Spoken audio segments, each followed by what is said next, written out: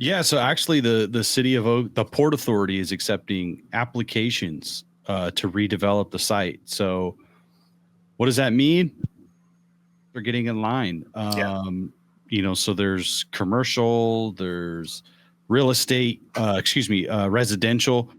Um, a lot of the things that were passed, the environmental impact report, some things still transfer over. There's still federal and state funds dedicated to the site.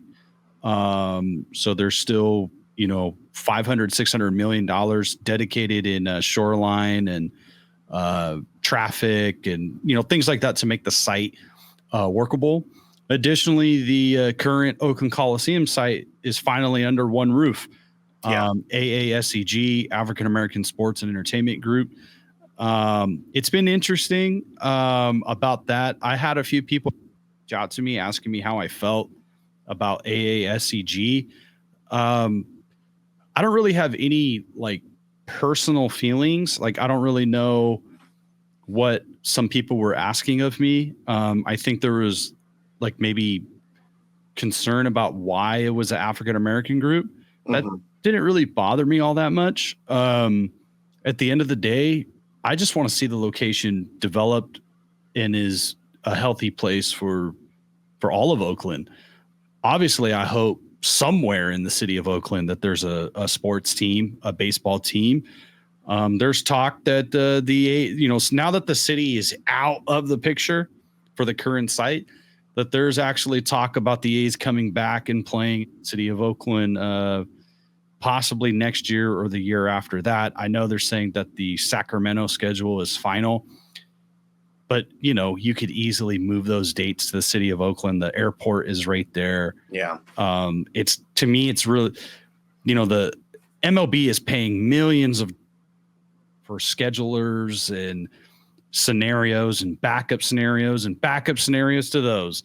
So to move that quickly, to put them back in Oakland, let's say next year, it wouldn't really surprise me. I'm not counting on it.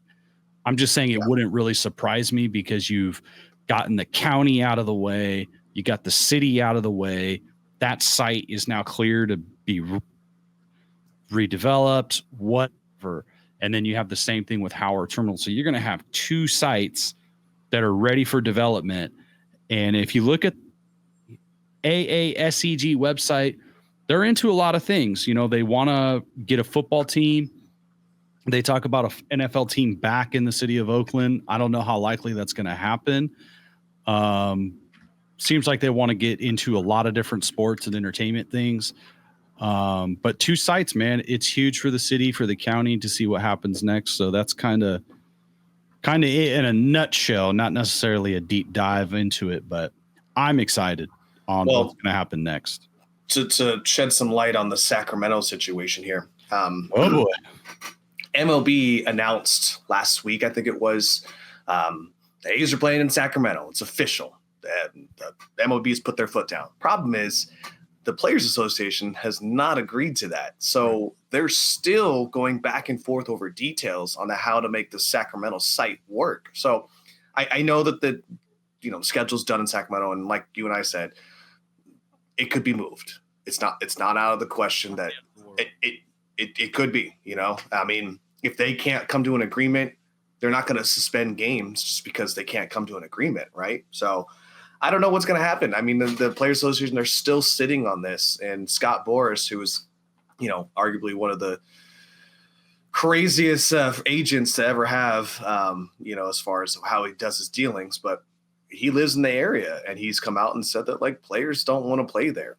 There's no reason why anybody wants to go dive for a ball on turf when it's 100 degrees outside and the turf is 120 degrees. You know what I mean? So I don't know how they're going to do this. I think it's funny because I know that John didn't pay a dime to have the field renovated or, the off-site for the dugout to be done. That was all done from his friend that owns the Sacramento Kings. So if this blows up again and they did all this renovation for nothing, it's just crazy. It just goes to show you how much of a clown he really is. Well, it's just, if you're a visiting team,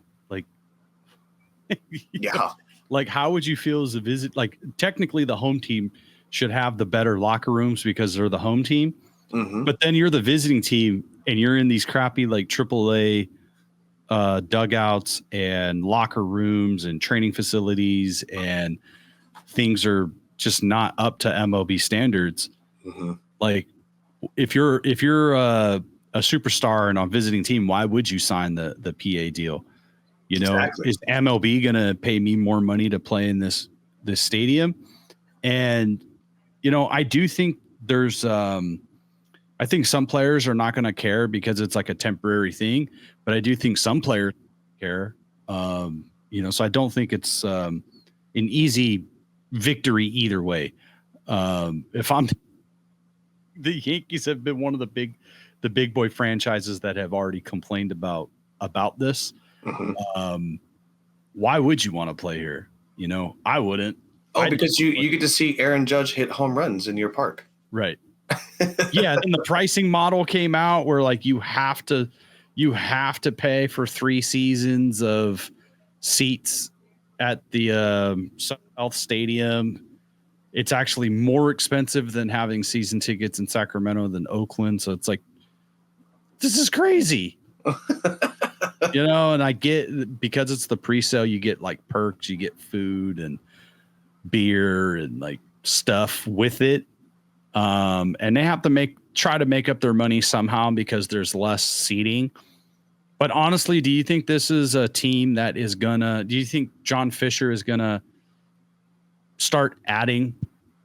Are you gonna be able to add free agents to come in play at some? I was thinking that. I don't think this might be.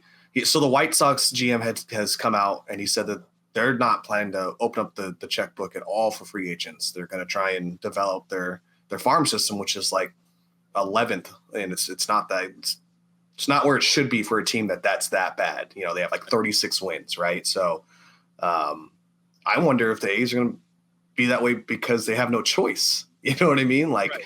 They can't sign anyone because nobody wants to play there. You know, so and then if you're, you know, so for 3 years you're going to play in Sacramento, potentially not have the ability to sign any key free agents. It's not like the management of the A's goes out and signs key free agents. They don't spend a lot of money. They have some young talent right now. They're rebuilding, but you're saying in 3 years you're not going to add to that, and that you think all of this talent is going to just arrive the year that you go to Las Vegas and not add any players. I think players are going to remember that. Yeah. I think fans are going to remember that. We were talking about the Raiders earlier, but one of their own reporters was saying, like, you know, the Raider fans travel well, but none of them travel from Las Vegas. Yeah.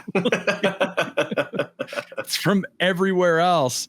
Yeah. So like when the A's go to Las Vegas, you're going to have the problem of it being a destination city, which the Raiders are contending with, but at least Raider fans travel in. They travel on the road. You're not going to see traveling A's fans for a Las Vegas athletics organization. Like you're not going to have the fan base, and you're not going to have players who want to participate with this franchise because of the dog and pony show that this owner is putting them through. Mm-hmm. And what's sickening is I don't think any fans are upset with the city of Sacramento or Las Vegas trying to get an MLB team. I think more teams is actually healthy. I think it would actually be better that there was a team in Sacramento and Las Vegas. It would make it a lot more exciting, a lot more fun. But to go about it this way is the way of the dinosaur. It doesn't work.